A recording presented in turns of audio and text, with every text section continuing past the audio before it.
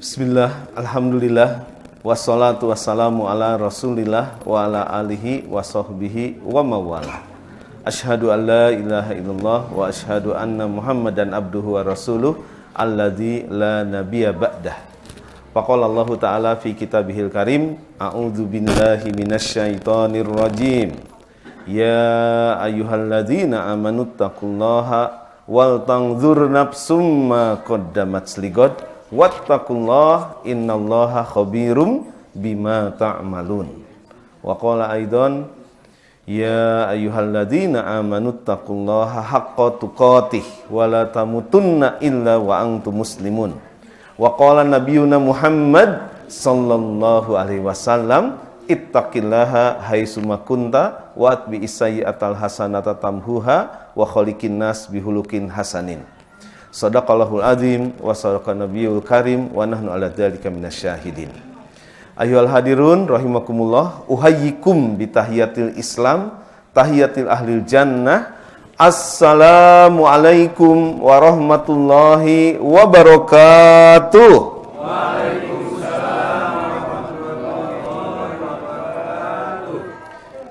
Alhamdulillahirabbil alamin. Puji dan syukur kita panjatkan kepada Allah Ta'ala yang telah memberikan karunia kepada kita sehingga kita bisa melangkahkan kaki duduk bersama di sini untuk menyimak tausiah, dan mudah-mudahan dengan tausiah pagi yang kita ikuti di kesempatan ini semakin memperbaiki hati kita, semakin memperbaiki hubungan kita dengan Allah Ta'ala, dan semakin meluruskan orientasi atau tujuan hidup kita yang sebenarnya. Amin. Hati kita, relasi kita, orientasi kita adalah 3 hal yang seharusnya terus berkembang lebih baik dari hari ke hari. Memperbaiki hati, menguatkan relasi, dan memperkokoh orientasi. Hati tempat kita bisa menjadi baik. Asal muasal kebaikan lisan, asal muasal kebaikan sikap, asal muasal kebaikan tindakan kita berasal dari hati kita. Setuju? Ini di depan saya itu orang biasa atau luar biasa? Saya menganggap mereka yang bisa sholat subuh berjamaah, lalu setelah itu tidak ngantuk dan bertahan dengan tausiah, itu bukan orang biasa. Kalau itu bukan orang biasa, berarti orang-orang itu adalah orang yang luar biasa. Hadirin, mau jadi orang biasa atau luar biasa? Luar biasa. Kalau kita mau dapat hasil yang luar biasa, ngajinya caranya biasa atau luar biasa? Luar biasa. Kalau ngaji biasa, biasanya sih cuman dengerin, lihat, paling pol nyatet kalau ada yang penting. Tapi kalau ngajinya luar biasa, saya ajak partisipasi, semuanya ikut merespon. Setuju? Dan responnya luar biasa, keluar dari kebiasaan. Ditanya setuju, jawabnya sepakat. Dan kompak semuanya ikut menjawab karena saling membantu biar nggak ada yang ngantuk. Setuju? Sepakat? Sebab kita kasihan kalau ada yang ngantuk, ada rizki yang sedang Allah turunkan dan ia luput dari rizki tersebut. Setuju? Sepakat? Alhamdulillah. Hadirin, boleh nggak kita merasa luar biasa? Boleh atau harus? Harus atau wajib? Wajib atau perlu? Kenapa kita boleh, perlu, wajib, dan harus merasa luar biasa? Karena Nabi Muhammad sallallahu alaihi wasallam bersabda, orang-orang beriman itu orang-orang yang luar biasa ketika ia menyikapi persoalan yang terjadi dalam kehidupannya. Setuju? Sepakat? Sabda Nabi Muhammad sallallahu alaihi wasallam. Hadirin, jangan sampai luput. Kalau mendengar nama Nabi disebutkan, segera kita balas dengan sholawat pada Nabi Muhammad sallallahu alaihi wasallam. Sebab itu tanda-tanda keluar biasaan seseorang. Ia punya teladan yang luar biasa. Ia punya tuntunan hidup yang luar biasa. Ia punya tujuan hidup yang luar biasa. Sepakat? Setuju? Dan Nabi Muhammad sallallahu alaihi wasallam adalah pribadi dengan keteladanan luar biasa, dengan petunjuk luar biasa, dengan tujuan yang luar biasa. Beliau menyatakan, ajaban li amril mu'min, ajaban li amril mu'min.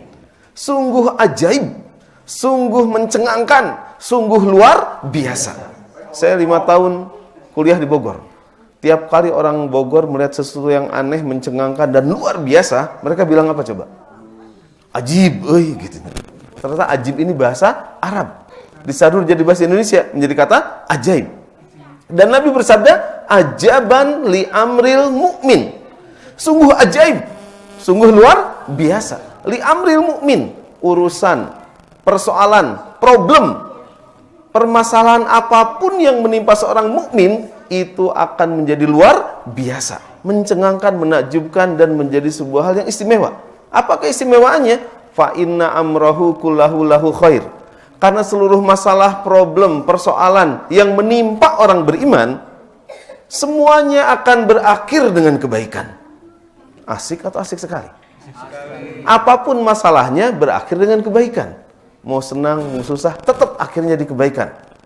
Mau meraih sesuatu yang sesuai keinginan atau sesuatu yang luput dari keinginan, semuanya jadi kebaikan. Rasulullah membagi persoalan menjadi dua. Pertama, persoalan yang menyenangkan, sesuai harapan, sesuai keinginan, sesuai target. Idza asobathu sarro, jika menimpa pada orang beriman ini sarro, kelapangan, kenyamanan, sesuai harapan, kesenangan, berbagai hal yang memang sesuai target dan keinginannya, syakaro. Karena ia beriman pada Allah, ia yakin semua kebaikan, kenyamanan, kemanfaatan yang didapat itu datang dari Allah. Ia rela dengannya, optimis ada nikmat lebih besar Allah janjikan, syakaro. Maka ia bersyukur. Fakana khairul lahu, maka segala kebaikan, kemanfaatan, segala hal positif, kenyamanan yang diperoleh itu jadi baik baginya. Karena ada orang yang mendapatkan kenyamanan, kebaikan, kekayaan, hal-hal positif di dunia itu tidak menjadi baik baginya. Karena ia lupa dari mana semua kebaikan itu berasal. Sehingga ia tidak bersyukur dan tidak mendapatkan hal yang lebih baik. Naudzubillahi min dzalik. Wa idza asabathu dharra, masalah kedua kata Nabi adalah sesuatu yang membuat orang beriman tertimpa bencana, musibah, hal tidak nyaman, tidak enak yang tidak sesuai keinginan dia. Jika itu menimpa dirinya, sobaro, ia bersabar, menahan hati dari suuzon pada Allah Ta'ala, karena ia mengenal Allah begitu baik, pengasih, penyayang, maha mengetahui, maha bijaksana, maha adil. Setuju? Sepakat. Menahan lisan, itu bersabar tuh menahan hati dari segala suuzon, menahan lisan dari hal-hal yang tidak bermanfaat, mengeluhkan hujan, mengeluhkan kejadian, mengeluhkan seseorang. Emang ia lebih pintar dari Allah Ta'ala? Sebab kadang kita merasa lebih pintar dari Allah Ta'ala. Seringkali kita keluhkan, kita komplain, kita berkomentar atas kejadian yang sebenarnya sudah Allah rancang demikian baik. Lalu kita komentari, nabat hujan segala. Padahal keur halodo urang hayang hujan. Ini panas pisan. Padahal keur hujan urang hayang halodo. Jadi segalanya sudah diatur dengan sebaik-baiknya, tinggal kita kalau luput dari memandangnya dari kacamata keimanan, akhirnya kita luput dari kebaikannya. Juga menahan anggota badan dari berbagai perkara yang tidak sepantasnya dilakukan. Itu sabar. Fakana khairul lahu, maka segala masalah yang membuat kita dadanya sempit, membuat kita enak, tidak enak, membuat kita tidak nyaman, fakana khairul lahu, itu semuanya jadi baik untuknya. Di akhir hadis Rasulullah menyebutkan walaisa dzalika illa lil mu'min, dan tidaklah sifat ajaib luar biasa ini menimpa kecuali bagi orang yang beriman. Tidak mungkin ditemukan kecuali bagi orang yang beriman. Sekarang saya mau cek dulu nih, kita semuanya beriman? Aya nu nyarios, aya nu balem, aya nu asa-asa gitu. Orang beriman itu berarti orang yang meyakini di hati, siap melafadzkan melalui lisan dan menunjukkan melalui anggota badan. Setuju? Sepakat? Karena definisi iman adalah tasdikun bil qalbi. Hatinya membenarkan, meyakini. Iqraru bil lisan. Lisannya melafadzkan, berani menampilkan. Wa amalul bil arkan. Dan ia siap untuk menempuh konsekuensi amal dengan dasar keimanan. Siap? Saya ingin kesiapan orang beriman yang kata Nabi itu orangnya bukan orang biasa, tapi orang yang yakin dirinya beriman. Tolong ngacung dan katakan saya. Tuh kan, aya nu telat. Nungguan batur heula, batur ngacung atau henteu nya. Aya nu ngacung teu ngomong saya. Aya nu saya bari teu ngacung.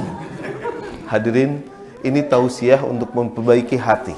menguatkan relasi dengan Allah Ta'ala, dan meluruskan orientasi sebagai orang beriman yang seharusnya bahagia mengingat tujuan hebat yang akan ia capai. Setuju? Sepakat? Faktor utamanya keimanan. Jika keimanannya tidak dibangun, maka bisa jadi tausiah, nasihat, peringatan yang diberikan kepadanya tidak ada artinya. Lihat orang kafir. A'angdartahum am lam tundirhum la yu'minun. Innalladzina kafaru sawa'un alaihim. Orang kafir itu sama saja bagi mereka. Engkau beri peringatan atau engkau tidak beri peringatan, mereka tidak akan pernah beriman. Khatamallahu ala qulubihim. Hatinya sudah ditutup. Boleh nyebut kafir ini tuh? Boleh. Bisa nggak boleh di sini gitu ya? Tapi Allah tidak menyebutkan innalladzina non muslim, bukan. Innalladzina kafaru. Kan sedang jadi polemik nih. Ini kok kasar amat nyebut kafir gitu ya. Bagi orang yang bukan beragama Islam, ini orang kafir semuanya. Betul atau tidak? Serius ini tuh. Benar itu. Bagi orang yang tidak beriman pada Allah Ta'ala, belum bersyahadat, ini di depan saya itu orang kafir semuanya. Benar tuh Pak? Kafir kepada siapa? Kumaha itu? Astagfirullah, can nyambung ya Pak. Kita beriman pada Allah, tunduk pada agama Islam, sehingga kita termasuk orang yang mengimani, tunduk, patuh, tidak menolak. Kafaro itu artinya menolak. Tapi kita, mau nggak saya ubah agamanya jadi agama Yahudi? Mau nggak saya baptis sehingga semuanya jadi Nasrani? Nah, ini menolak namanya. Menolak itu namanya kafir. Betul atau tidak? Ini sekedar meluruskan saja, biar kita pun tidak ragu menyebutkan hal-hal yang memang sudah qat'i, sudah tetap dalam agama kita. Bahkan dalam Al-Quran menyebutkan qul ya ayyuhal, atau pakai non muslim, ya ayyuhal non muslim. Ya, ini sekedar penegasan bahwa kalau soal keyakinan, lakum dinukum, ketika sudah ada utak-atik persoalan keyakinan dan agama, ini nggak ada toleransi. Sudah ngutak-ngatik akidah, sudah ngutak-ngatik Quran itu alat kebohongan, ini sudah masalah besar. Sepakat? Setuju? Mari kita tegaskan keimanan kita. Kita semuanya beriman? Beriman. Yang yakin dirinya beriman, tolong ngacung dan katakan saya. Yang yakin dengan imannya, insya Allah akan mengantarkannya ke surga, tolong ngacung dan katakan saya. Yang siap masuk surga, tolong ngacung dan katakan saya. Yang siap masuk surga besok, tolong ngacung dan katakan saya. Sayana balik sambil nyengir ya teh. Terus nyengir diskusi deh, isuk.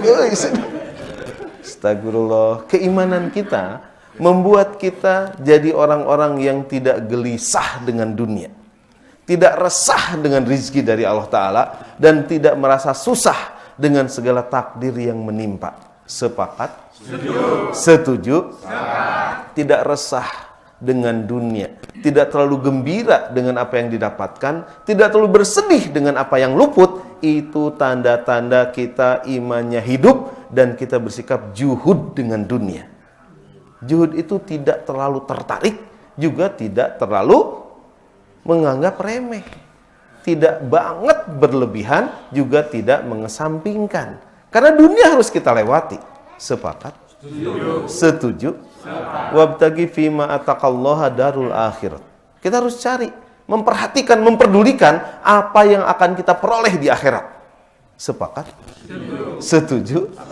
Wala tansa nasibaka minad dunya. Tapi jangan sampai kita lupakan jatah, nasib, bagian kita yang telah Allah berikan di dunia.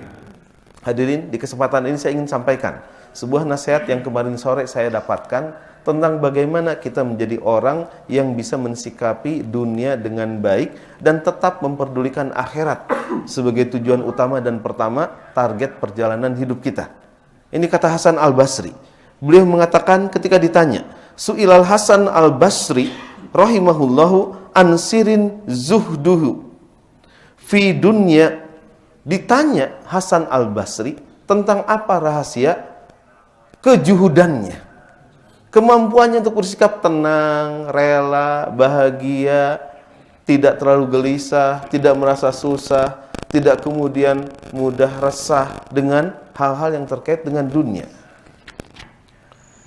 Faqala, maka Imam Hasan Al-Basri mengatakan, arba'atun asya, ada 4 perkara yang membuat seseorang bisa tidak terlalu gembira dengan segala hal yang ia dapati dari dunia, juga tidak terlalu sedih ketika ada hal duniawi yang luput darinya.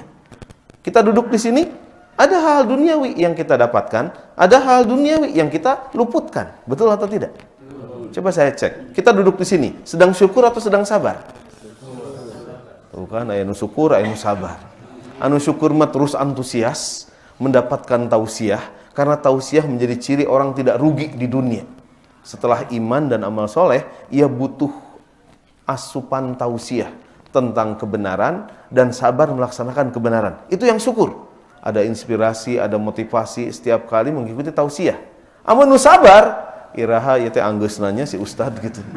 Hayang gancang balik ya, konsumsi si kaluarkeun cenah. Biasana beres tausiah kan ya konsumsi. Ayeuna teh aya ini. Oh, aya. Anu sabar tah mah. Hah? Ngatosan selesai. Eta nu sabar berarti. Tapi mau syukur mau sabar kedua-duanya baik. Tapi kalau boleh milih, kira-kira mending milih syukur milih sabar? Syukur. Kalau milih syukur, kita sedang menanti hal lebih baik terjadi. Kalau sedang sabar, ngadumel di dalam hati. Tadi dikaluarkeun, sebab mengeus dikaluarkeun, tos teu sabar deui. Baik, 4 hal yang membuat seseorang juhud, tidak terlalu gembira dengan dunia, tidak terlalu sedih dengan apa yang luput dari dunia. Yang pertama, kata beliau, ini seorang ulama yang beliau memahami ilmu agama dan bisa menerapkannya dalam kehidupan. Nu sabar mah antepkeun teh namun. Alimtu anna amali la yakumu bihi ghairi. Sungguh aku tahu bahwa amal soleh yang kulakukan tidak mungkin bisa dilaksanakan oleh orang selainku. Salat urang, sedekah urang, kebaikan kita, amal kita tidak mungkin diwakili, diamalkan oleh orang lain. Harus oleh diri kita sendiri. Fa'asgoltu bihi, maka aku sibukkan diriku dengan amalku. Hebat atau hebat sekali? Faktanya, kebanyakan kita suka ngurus amal orang lain. Bener atau bener pisan?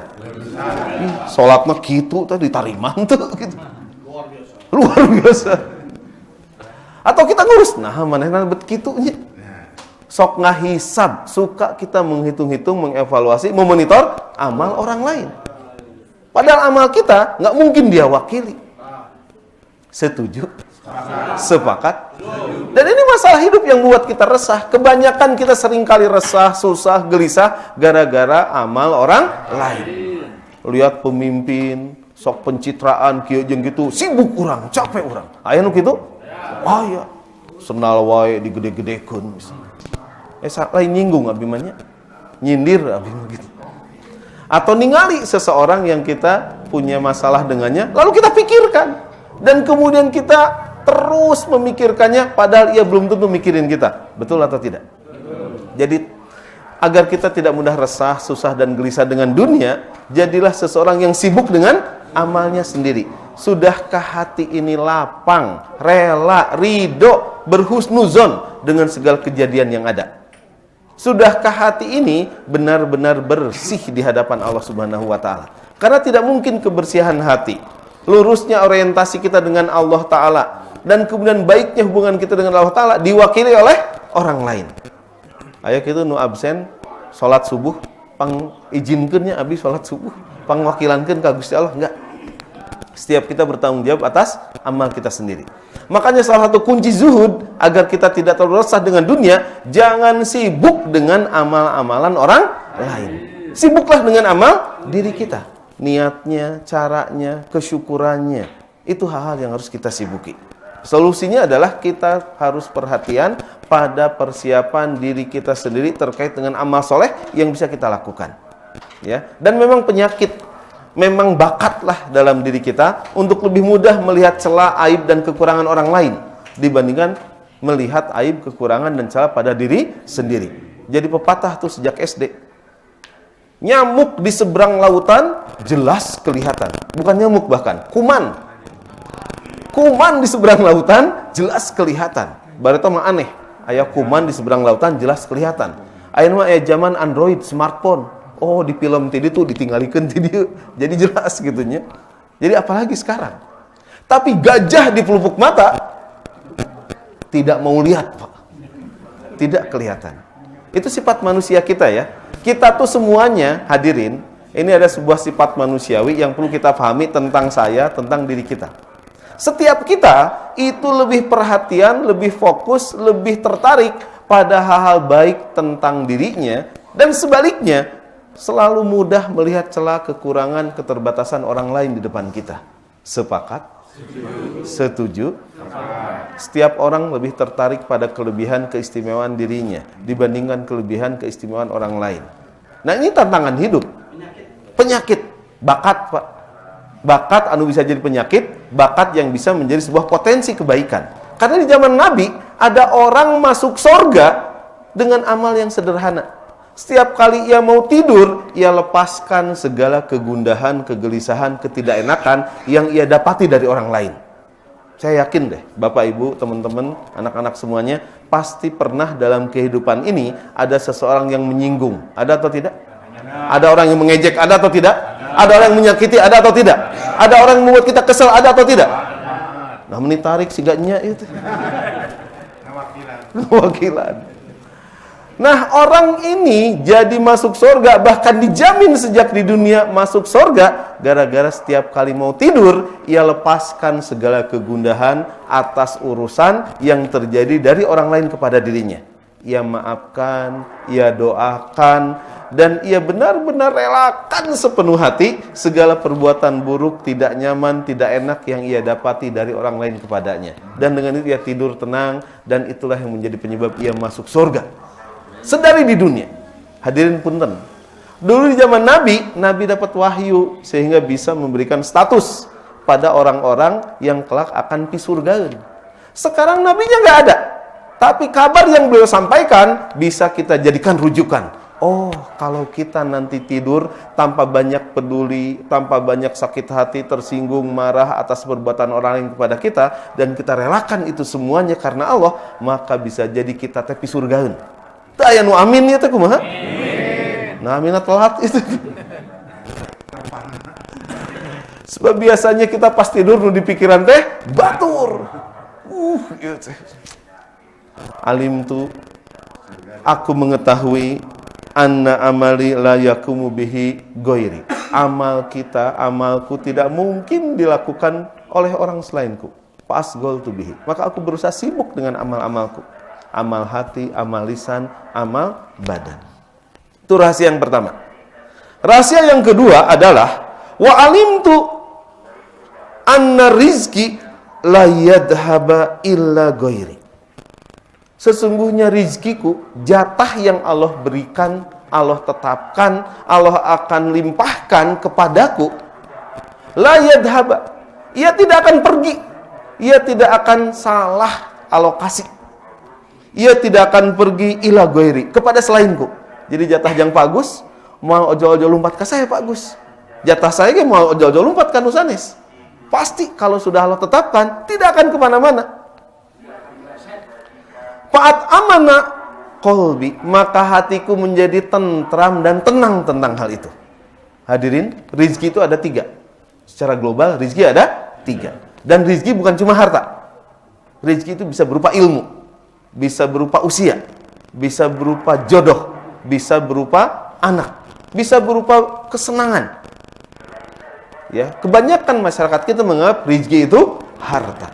Padahal harta banyak, tapi penyakitnya luar biasa banyak. Kita nggak ada harta, tapi sehat-sehat saja.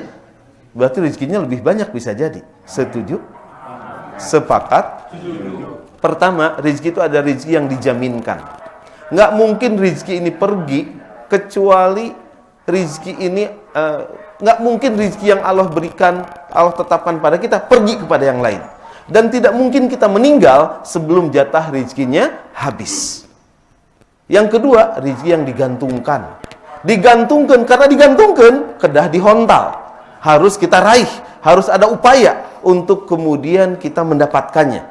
Ada ikan di sungai, Itu rizki yang digantungkan. Kalau kita nggak bawa jaring, nggak bawa pancing, maka rizki yang digantungkan tadi tidak bisa kita peroleh. Paham kira-kira? Tapi di antara rizki yang digantungkan, ada juga yang sudah dijamin untuk kita. Kita nggak berusaha pun, dia datang dengan sendirinya. Ada rizki yang kayak gitu. Misalnya, hari ini kita tidak melakukan apapun, tidak ngomong apapun, diem aja di masjid. Atau sesekali ke jalan, ke masjid lagi, ke jalan, ke masjid lagi. Sehari penuh. Kira-kira makanan datang nggak sama kita? Datang atau tidak? Gimana datangnya? Ara aya batur anu karunya. Siga eueuh nanaon kegiatanna, karunya pasian tuangeun. Datang atau tidak? Mau nyoba? Cobaannya ngajanteng di Alfamart cicing gitu. Sapoe jemput. Insyaallah kegeraan udah datang. Itu yang dijamin. Yang kedua yang digantungkan. Mun digantungkan kudu kieu, Pak. Tapi ngisieunkeun Pak kikian. Ya, tangan di atas lebih baik dibanding tangan di bawah. Jadi mun aya nu masihan, nyanakna kieu, Pak. Kan tangan di atas lebih baik dibanding tangan di bawah. Rek masihan sok diekeun, cokot ke urang. Eta mah disiasati namanya. Kedua, rezeki yang digantungkan. Contoh, rezeki yang dijaminkan, kita sedang diam pun ada inspirasi, ada ilmu, ada wawasan yang membuat kita ingin tergerak melakukan sesuatu. Tapi dengan duduk seperti ini, bersama kita ngaji, ada rezeki yang Allah gantungkan dan kita dapatkan, yaitu ilmu. Sepakat? Setuju? Ini ada di surat Ar-Ra'd ayat 28. Punten, Ar-Ra'd ayat 11. Allah sebutkan, "Innallaha la yughayyiru ma biqaumin hatta yughayyiru ma bi anfusihim." Sesungguhnya Allah tidak merubah rizki yang telah Allah tetapkan untuk seseorang sehingga ia merubah apa yang ada pada dirinya sendiri. Jadi Allah tidak mungkin mendatangkan rizki yang telah Allah gantungkan tadi sehingga ia berusaha merubah motivasinya, merubah tindakannya, merubah sikapnya. Maka rizki yang digantungkan tadi akan ia dapatkan. Seperti ikan, seperti jambu di atas pohon, kan digantungkan teh. Kudu diterekel, kudu dihontal. Yang ketiga yang diberikan pada orang beriman sehingga ia tenang, tentram hatinya adalah rizki yang dijanjikan. Rizki yang dijanjikan. Ini perlu kita sampaikan pada anak-anak kita, pada rekan-rekan kita. Tidak hanya dijaminkan, tapi ada rizki yang digantungkan. Kudu aya ikhtiar, rubah cara berpikirnya, rubah cara bicaranya, rubah cara sikapnya, rubah cara ia melakukan sesuatu akan merubah jatah rizki yang dia dapatkan. Yang ketiga, rizki yang dijanjikan. Rizki yang dijanjikan dalilnya surat Ibrahim, surat 14 ayat 7. Wa ita'adana rabbukum la in syakartum. Allah telah menetapkan bahwa jika kita syukuran, pasti nikmat lebih besar akan bertaburan. Jika engkau bersyukur, pasti rizkinya akan ditambahkan. Yakin atau yakin sekali? Atau sangat yakin sekali? Atau sangat yakin sekali pisang? Jadi hadirin, cara mudah segera dapat rezeki baru lebih baik dibanding sebelumnya, tinggal syukuran. La in syakartum la azidannakum. La azidannakum ditulis dengan kalimat yang unik. La pendek, nun bertasdid dan keduanya mengapit kata kerja. Lam dan nun bertasdid mengapit kata kerja, itu menunjukkan taukid. Bahkan dua kali. Lam dan nun ditasdid. Jika betul bersyukur, la azidannakum. Pasti, sungguh, gitu ya, akan ditambah. Jadi, tinggal kita memperbanyak syukur, rizki-rizki akan bertabur. Sepakat? Setuju? Jadi syukuran itu lain syukur gitu, lain gitunya. Tapi kita rela dengan pemberian, melafadzkan hamdalah dan optimis dengan hal yang lebih baik. Alhamdulillah. Jadi yang pertama, kita tahu amal kita nggak mungkin dilakukan orang lain, kita sibukkan diri dengan diri kita sendiri, dengan amal kita. Yang kedua, kita tahu rezeki kita nggak mungkin lari kemana-mana. Oleh karena itu kita tenang, tidak kemudian gelisah, resah, dan susah. Yang ketiga, kunci juhud sehingga kita tidak berbuat dosa, tidak menyalurkan perbuatan buruk kepada hal yang tidak Allah sukai adalah wa alimtu, dan aku tahu, kata Imam Hasan Al-Basri, annallaha mattali'a alayya, sungguh Allah itu memperhatikan, mengamati, mencermati, mengawasi diriku. Fa'astahyaitu ayyaroni ala maksiatin, maka aku jadi malu kalau aku melakukan maksiat. Jadi kalau sudah kita sibuk dengan amal kita, kita tenang, rezeki kita nggak akan kemana-mana. Maka yakini Allah tuh mengamati, mencermati, mewaspadai kita. Bahkan Allah tuh tahu bisikan hati kita. Saya hanya bisa melihat wajah bapak dan ibu di sini, tapi saya tidak tahu apa yang terbersit di hatinya. Tapi Allah tahu nggak apa yang sedang terbersit di hati kita? Tahu atau tidak? Ada yang di hatinya bersyukur, alhamdulillah, saya menahan diri di dalam pengajian, dapat banyak wawasan dan manfaat. Ada yang seperti itu? Ada yang di hatinya terbersit, naon ya, konsumsi isuk-isuk ayeuna. Iraha gitu anggeus. Allah Maha tahu, tenang aja gitu ya. Tapi mau syukur mau sabar, keduanya baik. Tuhnya anu geus nyicipan ti heula aya. Annallaha mattali'a alayya, sungguh Allah memperhatikan apa yang ada pada diriku, setiap gerak-geriku. Maka aku malu ayyaroni ala maksiatin, aku malu kalau Allah harus memperhatikanku dalam keadaan maksiat. Sebaliknya, berarti kita harus bangga, bersukacita, bahagia kalau kita sedang taat. Hadirin, biar kita terus bahagia, ketika kita melakukan ketaatan, tumbuhkan rasa bahagia. Lihat Nabi Muhammad sallallahu alaihi wasallam. Beliau bersabda bahwa apa yang membuat beliau bersukacita, senang dan bahagia adalah ketika beliau bisa memaksimalkan ketaatan kepada Allah Ta'ala. Waju'ilat qurratu aini fis sholati. Waju'ilat, dan dijadikan qurratu aini, kesejukan mataku, ketentraman hatiku, puncak bahagiaku, pusat gembiraku, fis sholati, ketika aku sholat. Sholat adalah ekspresi, aktualisasi, wujud dari ketaatan maksimal, dari keimanan di hati, dari keimanan melalui lisan, dan keimanan melalui anggota badan. Sepakat? Setuju? Jadi kalau kita bisa juhud karena malu saat melakukan maksiat, harusnya kita begitu bahagia, bangga, bersukacita saat melakukan taat. Jadi pas nanti takbir, pas nanti kita Fatihah, surat, ruku, sujud, sertakan rasa bahagia. Karena kita sedang melakukan ketaatan, kebalikan dari kemaksiatan. Sepakat? Ini sabda Nabi loh. Dijadikan pusat bahagia, puncak gembira, rasa sukacita hidupku dalam keseharian ketika aku sholat. Ini perlu dicontoh atau tidak? Perlu atau harus? Harus atau wajib? Wajib atau kudu? Wajib dan kudu.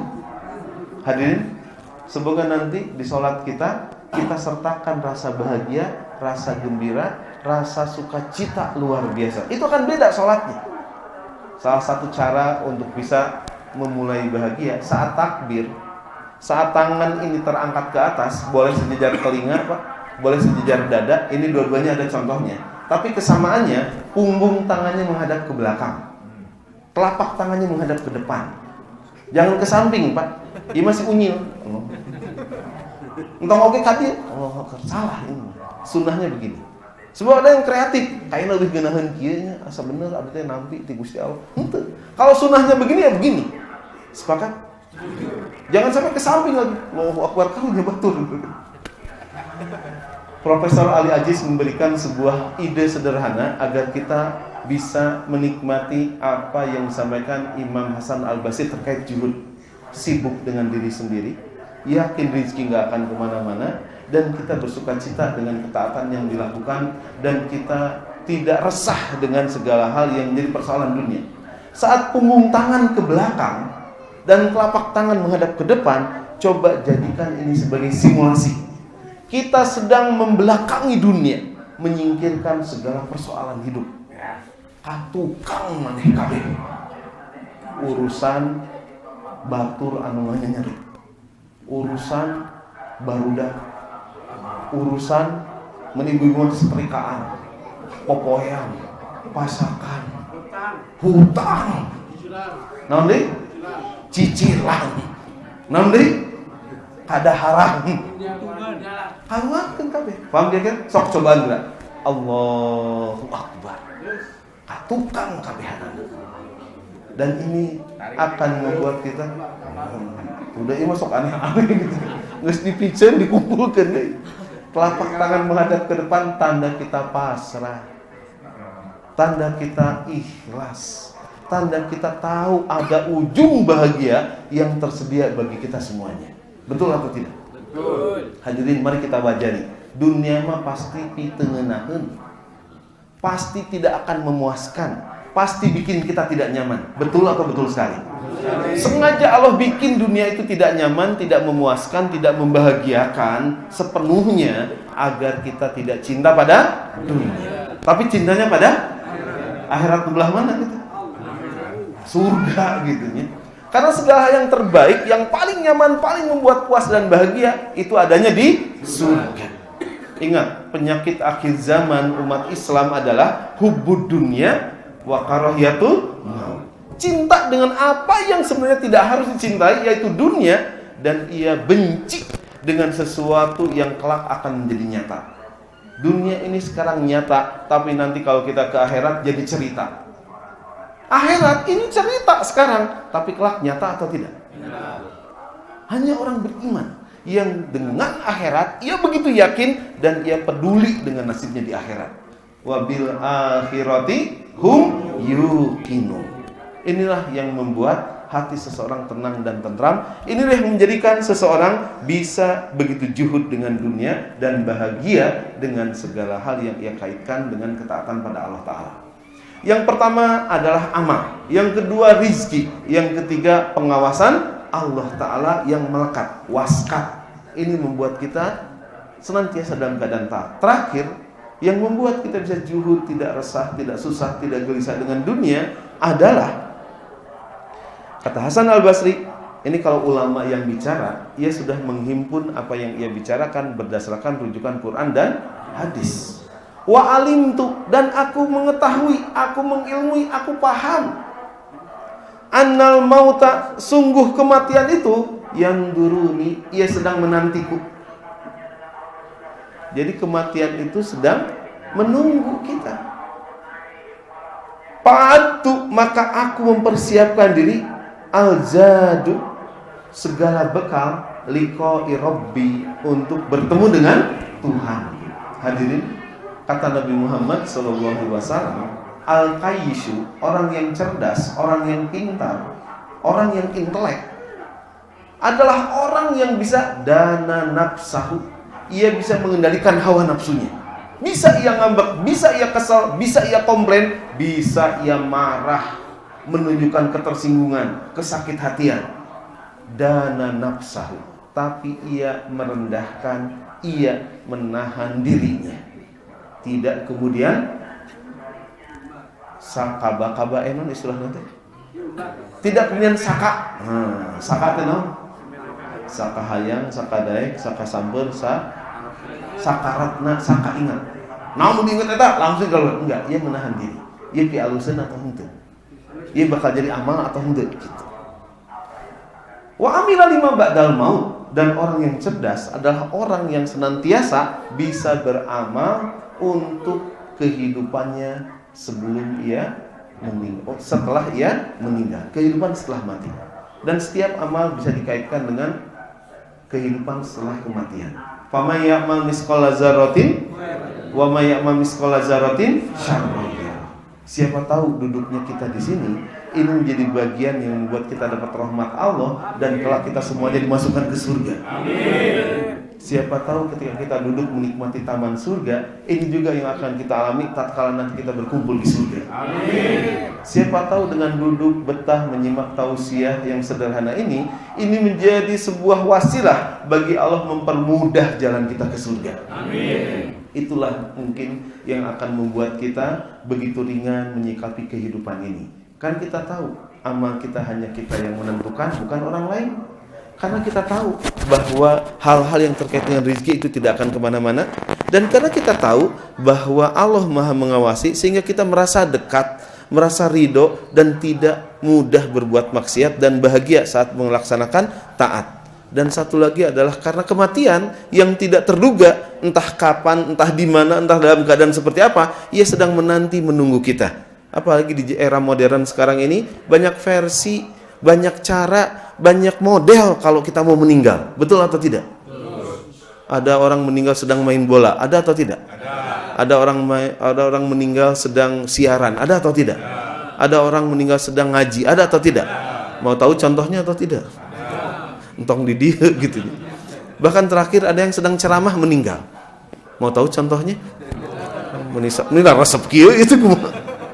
Hadirin, ingat mati berarti kita ingat ada batas waktu yang akan membatasi diri kita untuk beraktivitas, bergerak, sehingga kita tidak sia-siakan batas waktu yang kita peroleh. Ingat nih, khususnya teman-teman yang masih belajar, biasanya kalau waktunya mepet, kita kreatif atau tidak? Kalau waktunya mepet, kita sungguh-sungguh atau tidak?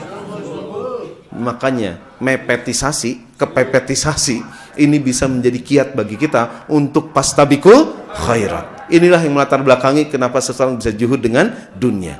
Hadirin, mari kita tutup dengan pengajian karena konsumsi telah menanti kita dan terus bersuara iraha itu kaburuti sebenarnya. Kita tutup dengan sebuah doa dari Nabi Muhammad sallallahu alaihi wasallam. Doa yang menjadikan agar agama kita diperbaiki karena ia pangkal urusan kita. Doa yang menjadikan dunia kita diperbaiki karena di situ kita hidup. Doa yang membuat akhirat kita diperbaiki karena ia adalah ujung dari perjalanan hidup kita. Doa ini menjadikan kita begitu optimis jika diberi tambahan usia, ia menjadi penambah kebaikan dan ketaatan. Dan doa ini mudah-mudahan membuat kita tenang dan tentram jika kematian datang, karena kematian kita anggap tempat istirahat dari segala dosa dan kelalaian. A'udzubillahi minasyaitonirrajim. Bismillahirrahmanirrahim. Allahumma sholli ala Muhammad abdika wa nabiyika wa rasulika nabiyal ummi wa ala alihi wa sahbihi wa salim taslima adada ma ahata bihi ilmuk wa khatta bihi qalamuk wa ahsahu kitabuk wardallahumma an sahadatina Abi Bakrin wa Umar wa Utsman wa Ali wa ani sahabati wa tabi'ina wa tabi'ihim bi ihsanin ila yaumiddin. Allahumma gfirlil mu'minin wal mu'minat wal muslimin wal muslimat al ahya'i minhum wal amwat. Allahumma aslih lana dinana alladhi huwa ismatu amrina. Ya Allah, perbaikilah agama kami ya Allah, karena agama kami itulah yang menjadi pangkal dan pokok urusan kami ya Allah. Wa aslih lana dunyana, dan ya Allah perbaikilah kehidupan dunia kami ya Allah. Allati fiha ma'ashina, karena dalam dunia ini ada kehidupan yang harus kami lalui. Wa aslih lana akhiratana, dan ya Allah perbaikilah akhirat kami ya Allah. Allati fiha ma'adina, karena akhirat itu adalah tempat kami kembali, ujung dari perjalanan hidup kami. Wa aslih lana dinana wa aslih lana dunyana wa aslih lana akhiratana waj'alil hayata ziyadatan lana fi kulli khair. Ya Allah, jadikanlah kehidupan yang Engkau berikan kepada kami menjadi tambahan kebaikan dalam diri kami ya Allah. Waj'alil mauta, dan jadikanlah meninggalnya kami, kematian kami, rohatan lana min kulli syarr, menjadi tempat istirahat bagi kami, menjadi tempat berhentinya kami dari segala keburukan, dosa dan kemaksiatan. Ya Allah, manakala Engkau panjangkan usia kami, maka jadikan panjang usianya menjadi tambahan kebaikan dan ketaatan ya Allah. Dan kalaulah satu waktu kelak Engkau cabut ruh ini dari jasadnya, jadikan wafatnya itu tempat istirahat dari segala keburukan ya Allah. Dan jadikan saat wafatnya dalam keadaan syahid ya Allah. Wafatkan diri ini dalam keadaan husnul khotimah ya Allah. Seburuk apapun masa lalu kami, setidak pantas apapun diri kami saat ini, namun jika Engkau kehendaki kami wafat, jadikan kami orang-orang yang di akhir hayat sempat melafadzkan kalimat tahlil la ilaha illallah Ya Allah, tolong kami di akhir episode kehidupan kami, kalimat itu menjadikan hati kami lapang dan tidak ada satupun menjadi pesaing bagimu saat kami menghadapmu. Tolong kami untuk bisa ikhlas mendapatkan kalimat tahlil La ilaha illallah Rabbana atina fid dunya hasanah. Ya Allah, jadikan anak-anak kami soleh dan solihah. Ya Allah, jadikan mereka anak-anak yang tahu diri dan berbakti kepada kami dan kepadamu. Ya Allah, jadikan ya Allah harta kami halal dan berkah. Ya Allah, jadikan rumah kami memadai, kendaraan kami mencukupi, dan ya Allah, jadikan ilmu kami bermanfaat, dan ya Allah, jadikan akhir hidup kami husnul khotimah, wa fil akhirati hasanah. Ya Allah, jadikan kami mendapatkan nikmat di alam barzah, ringan hisab di yaumil qiyamah, mendapatkan syafaat Nabi, dijauhkan dari api neraka, diringankan hisab, dipersilahkan masuk surga, dan bersua denganmu dalam keadaan bermuka cerah penuh bahagia. Waqina adzabannar. Ya Allah, jauhkan kami dari api neraka. Ya Allah, jangan sampai kulit ini sedikit pun tersentuh api neraka itu. Ya Allah, Subhana rabbika rabbil izzati amma yasifun, wassalamun alal mursalin, walhamdulillahi rabbil alamin. Amin ya rabbal alamin. Aqulu qouli hadza wa astaghfirullaha li wa lakum. Wassalamualaikum warahmatullahi wabarakatuh.